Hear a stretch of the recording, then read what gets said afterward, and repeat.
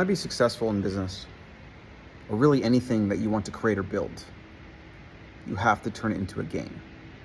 You have to gamify it, because if you don't, if it doesn't feel like play, not always, but for the majority of the time, if you don't come into the office on a Saturday, I could be out at the beach, could be hanging out with my kids, but I just kind of want to knock some stuff out, and I love the solitude. But if you can't look forward to that, like I love it when nobody's here.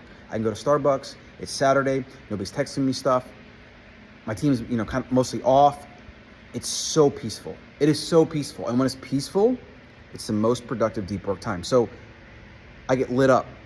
I get lit up when I have peaceful solitude time. Now, I used to do this when I was younger at night, but I have kids now. So, going to bed past midnight will destroy my next day because the kids are running through the house 8 a.m., okay?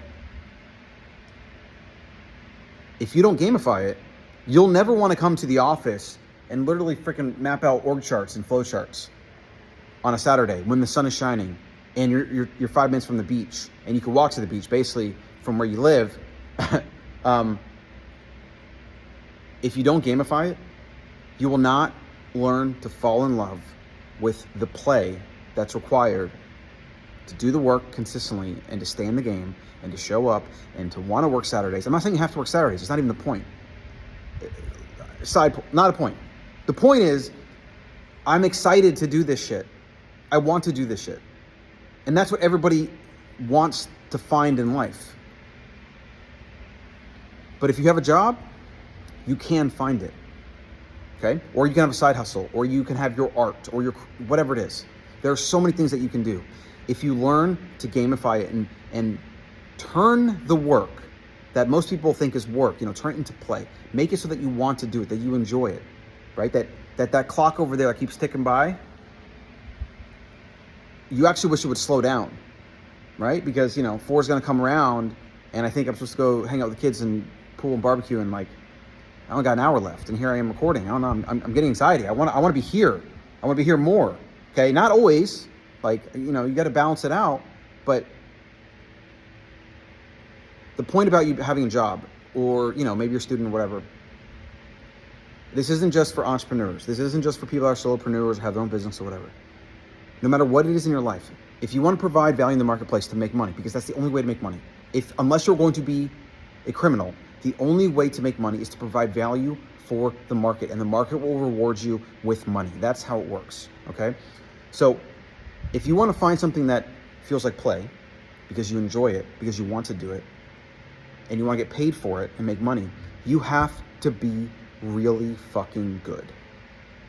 And this shit takes years. Now, in the AI age and the YouTube age, you can get it done fast. If you really picked one thing, YouTube channel or a podcast or something that you were going to create to give to the marketplace, if you really focused on that for 2 years and you dedicated a few hours every single day, you could produce work that the market will value, because most people don't do that, okay? But you have to be really good because you're competing with 3 billion cell phones, basically. Because there are about 3 billion cell phones that have access to the internet, or maybe it's 2.5, I don't know what it is, but it's an obscene number, okay? Those people with the phone can out-create you. They can out-compete you, out-produce you, right? They can do whatever you can do for better and cheaper, because all they'll do all day for 16 hours a day is be on their phone trying to make money, because where they live, if they made a few bucks here and there, it could change their life. So they're hungry, they have all the time in the world, they want it, they'll do it, they'll learn, and they have access to the same information that you have. Now, you don't hear anybody talking about this, but this is a huge thing. And now that AI is also eating up a bunch of kind of menial task jobs, well, what does that mean? It means the value puck is going to shift. To produce value, you can't just do tasks that you're assigned. You have to think, you have to create, you have to do all the things that AI can't do, which is be creative. But no matter what it is, whatever you do, you're either competing against AI or somebody else that can do the job for better and cheaper. You're competing against other people that are masters at TikTok or YouTube and make invest money and time and talents and years into being really good. And so that if people log in, why would they watch you when they can watch them? That's a real competitive landscape. The entire landscape for producing anything today is the most competitive it's ever been, right? Because of this thing right here. You used to only have to compete in your local market, so you could be average. If you were one mechanic in a small town, all the business comes to you, right? If another mechanic opens up and he's better and cheaper, if you don't raise up your game, he will outcompete you and he will get all the business, all right? And this is just simple supply and demand, economics, competition, etc., okay? The original point of finding something that you can turn into play or that you can gamify so that you can do it every single day, that you can think about it, so that you can obsess over it, you can do that in anything that you're doing. So let's say you have a job, okay? I'll give you, I have a bunch of employees. My goal with them right now is to actually get them obsessed with one singular goal and like 2 or 3 KPIs related to that goal. So if they're tracking email, for example, open rates, conversion rate, our offers, tweaks, and things like that you can do, upgrading copy, subject lines, all these things that you can do to improve the KPIs, which ultimately improves sales, which is what they're trying to focus on. And we have these pods we're creating based on the different business units, where the team lead is focused on the main KPIs and then keeping the team accountable on their KPIs. And everybody's ideally having 1 or 2 things that they live and breathe and sleep and obsess over. And then every Friday we review. And we have baseline numbers we have to hit. And if we don't hit those, the conditional format on the spreadsheet is red, meaning they didn't get it done. If they meet the expectation, if they're supposed to do 10x in a week or whatever it is, it's a yellow, they don't get any extra points. They did what they're supposed to do. That's table stakes. That's the baseline. If they have a green, they went above and beyond, and they're going to get attaboys, attagirls, and we're going to reward them and also incentivize them and also push them to do more of that. So let's say you're on that email team, okay? Email marketing, billions and billions of dollars spent every year. Big industry, okay? You could literally become a world-class email marketer while working the job. Like for me, my team that's doing it right now, and they are literally getting paid, and I want them to be the best in the world. I also am willing to invest in their training. I give them time to learn. Like anything they really need, if it makes them better at email marketing and they're on that team, I will give them and support them, okay?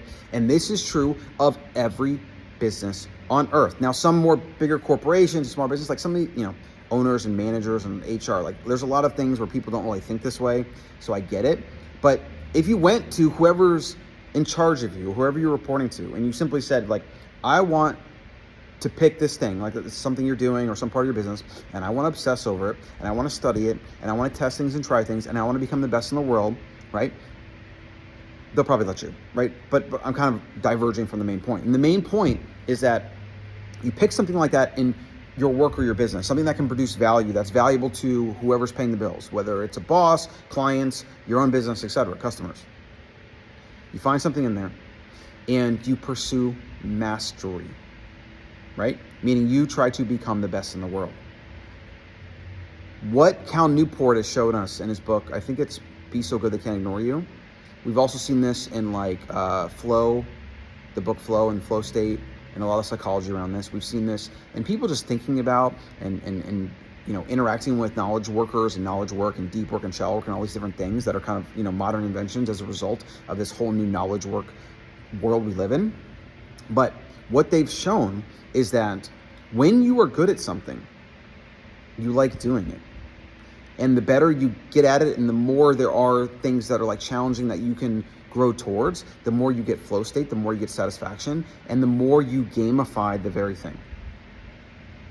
So you might not know what that is, but if you commit to something and you can gamify it, if you can find flow states by pursuing that thing, if you can pursue mastery, Robert Greene's book, Mastery, another good book on this topic, you will make it so that you want to come in on a Saturday and work on your craft, because you are now actually like an artisan. You're a craftsman. You're not just an employee.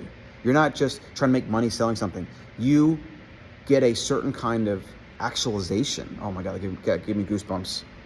Actualization on my legs too. Dude, that was a good one. You get actualization from your work, and what that is meaning, right? Oh my God, it's so powerful. I kind of wish I started the video with this, because like we're 9 minutes in and most people fall off, but if you can do that, oh man, that's a good one. I gotta share this with the team. Then work is not work anymore. It's actually play.